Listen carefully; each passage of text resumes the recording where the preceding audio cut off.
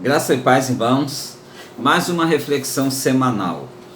Eu vou me basear em Isaías 40, do 28 ao 31, que nos diz assim: Não sabes, não ouviste, que o eterno Deus, o Senhor, o Criador dos fins da terra, nem se cansa e nem se fatiga?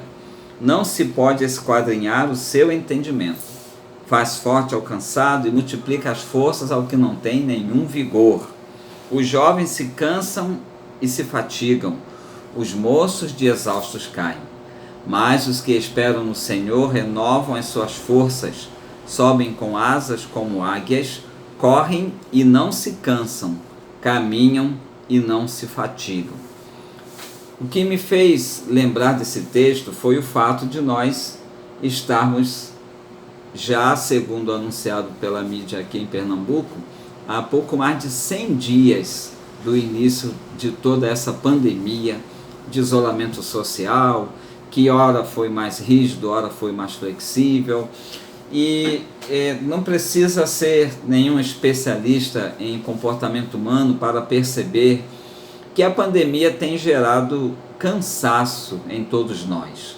Cansaço no sentido de cansaço da mente, das emoções, e ansiedade, talvez por uma expectativa muito prolongada pelo fim da pandemia, talvez também pelo temor de que possa piorar. Quando a gente recebe notícias sobre implicações econômicas da pandemia, a gente fica ansioso, preocupado com o destino de tantas pessoas, e enfim, isso gera nos nossos corações uma sensação de peso, de cansaço, de ansiedade, de estresse. Então, nesse contexto, eu venho trazer para todos nós a lembrança de um Deus que promete renovar as forças daqueles que esperam nele, que confiam nele. Esperar no Senhor significa depositar nele a esperança da solução, a esperança da vitória. E essa situação, queridos, essa situação que nós estamos vivendo, ela tem uma semelhança com a situação daqueles dias em que Isaías pregou essa mensagem que eu li há poucos instantes. Porque naqueles dias não havia uma pandemia acontecendo, mas havia também uma circunstância, um momento histórico que gerava também alguns sentimentos que nós estamos vivenciando hoje. Por exemplo, medo, ansiedade, preocupação com o futuro, falta de uma perspectiva clara de quando e como a solução viria. É porque naqueles dias do profeta Isaías, a nação estava vivendo uma pressão por parte dos assírios. Os assírios que haviam dominado outras nações, invadido, destruído outras nações, agora ameaçava a nação de Judá, cuja capital era Jerusalém. E aí o exército assírio, comandado por um homem chamado Senaqueribe, cercou Jerusalém e do lado de fora enviava mensagens amedrontadoras para Jerusalém, para o rei de Judá, dizendo que iria invadir a cidade, iria destruir. E sabe, queridos, esse cerco dos assírios demorou muito tempo, muitas semanas, talvez muitos meses, e a população ia ficando então ansiosa naquele isolamento, porque eles não podiam deixar a cidade para fazer, por exemplo, suas compras em outros locais, negociar mercadorias. Jerusalém não tinha uma grande fonte de água que a mantivesse por si, mas eles buscavam água também fora dos muros.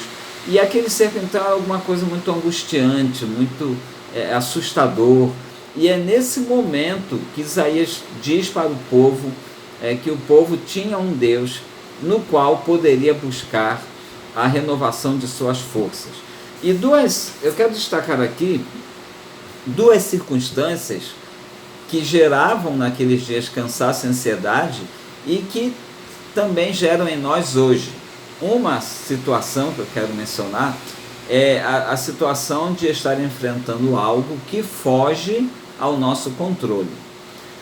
O problema que cercava Judá estava totalmente fora do controle do povo de Judá, do seu rei, dos seus exércitos, Como hoje também nós estamos enfrentando uma pandemia que não podemos controlar, que os governantes, as autoridades da saúde não podem controlar, não podem findar na hora que desejarem.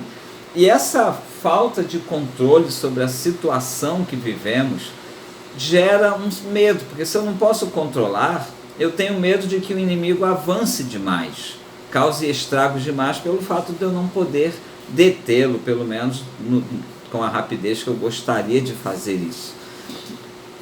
Para vocês terem uma ideia de como a situação era uma situação que deixava aquele povo com uma sensação de impotência, de incapacidade, em 2 Reis 19:3, onde está falando da mesma situação do povo cercado pelos inimigos, o pregador diz assim que a nação se sentia diante do inimigo que não podia combater como uma mulher que estava prestes a dar à luz, mas que não tinha mais nenhuma força para colocar aquele filho para fora de seu ventre.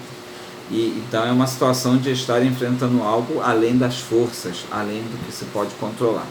Uma segunda situação que também trazia desgaste para o povo, descontrole, é a banalidade do pecado. A nação de Judá estava vivendo dias em que muitas coisas proibidas na lei do Senhor, condenadas por Deus, eram praticadas no meio do povo, sem que as pessoas se importassem por estarem pecando. Por exemplo, a idolatria era uma prática que o povo estava praticando, fazendo, e que Deus condenava, mas que já estava sendo banalizado entre eles. O adultério, a arrogância. Então, essa banalização do pecado dificulta a sintonia do homem com Deus, e aí ele não recebe de Deus as forças que precisa, ele não busca na palavra de Deus a força que precisa para enfrentar a situação que está fora do seu controle. Nós sabemos que a Bíblia é um livro que nos afasta do pecado. Se a Bíblia não nos afastar do pecado, o pecado nos afastará da Bíblia, a palavra de Deus. E aí, queridos, essa banalização do pecado, ela fica muito clara no capítulo 1 de Isaías, quando Isaías fala que o povo estava cultuando a Deus de forma hipócrita, relaxada. No capítulo 2, Isaías fala da arrogância da nação, se achando independente, capaz de resolver os seus próprios problemas. E essa situação de hipocrisia, de relaxamento para com as coisas de Deus, de arrogância, elas impediam que as pessoas buscassem em Deus as forças necessárias para enfrentar aquilo que estava diante delas. Em Hebreus 12, também há um versículo que nos dá uma clara ideia de que o pecado nos cansa na nossa caminhada cristã, porque está escrito assim: desembaraçando-nos do peso e do pecado que tenazmente nos assediam, corramos a carreira que nos está proposta. Ou seja, o pecado não confessado, o pecado que a gente banaliza, deixa ficar rotineiro na nossa vida, queridos, ele se torna um peso na nossa caminhada cristã. Ele se torna um fardo que cansa a gente, impede a gente de buscar a Deus as forças que precisa para o dia a dia, como citava em outra pregação minha. Isaías 59 diz que os nossos pecados eles fazem separação entre nós e o nosso Deus, mas há solução para esses fatores que tornam a nossa caminhada cristã mais pesada, né? Ou seja, a confissão, o pedido a Deus de perdão, de purificação, de renovação das forças diante das situações que fogem ao nosso controle ou diante do pecado que não conseguimos deixar para trás.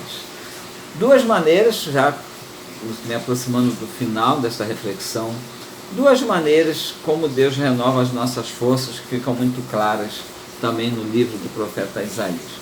Primeiramente, Deus renova as nossas forças revelando a nós sua misericórdia, seu cuidado, seus ensinamentos. No capítulo 25 desse mesmo livro do profeta Isaías, você vai ver uma descrição da misericórdia de Deus, da compaixão, do desejo que Deus tem de restaurar o seu povo. E quando a gente olha para Deus e vê um Deus Pai, pastor, cuidador, que está disposto a nos restaurar, nos perdoar, nos refazer as energias, isso por si já é um fator de renovação para as nossas forças. No capítulo 26 também de Isaías, Isaías descreve a proteção de Deus sobre aqueles que o temem, que buscam a Ele, que se refugiam na sua palavra. Então Deus, Ele renova as nossas forças, revelando a nós a sua misericórdia, o seu cuidado. Quanto mais nós entendemos que Deus é bom, Deus é Pai, que Deus é nosso amigo, mais teremos forças para caminhar, para lutar, porque sabemos que não estamos sozinhos na nossa luta. Uma segunda forma de Deus revelar, ou seja, renovar as nossas forças, é nos revelando a sua grandeza, o seu poder. Você já viu aquela frasezinha que parece frase de traseira de caminhão? Não fale para Deus o tamanho do seu problema, fale para o problema qual é o tamanho do seu Deus. É uma frase tão simplista, mas que traduz uma realidade. Se nós compararmos o tamanho do nosso problema com o tamanho do nosso Deus, veremos que o nosso problema não é nada diante daquele que está ao nosso lado. Se Deus é por nós, quem será contra nós? E eu diria, sem medo de estar errando, se Deus é por nós, o que será contra nós? Então, meus queridos, quando nós entendemos a misericórdia de Deus e a sua grandeza, nós nos sentimos mais fortes e menos cansados. Nós renovamos as forças para retomar a nossa luta, para deixar de lado o cansaço, o desânimo, a ansiedade. Nesse mesmo capítulo que eu li, que fala que Deus renova as forças, no versículo 15, fala que Deus é tão grande que pode reunir as nações do mundo na concha de sua mão. Então, meu amado, quando você estiver se sentindo cansado das suas lutas, exausto, desanimado, lembre-se, você tem um Deus que é capaz de renovar as suas forças. Confie nisso e siga em frente com fé.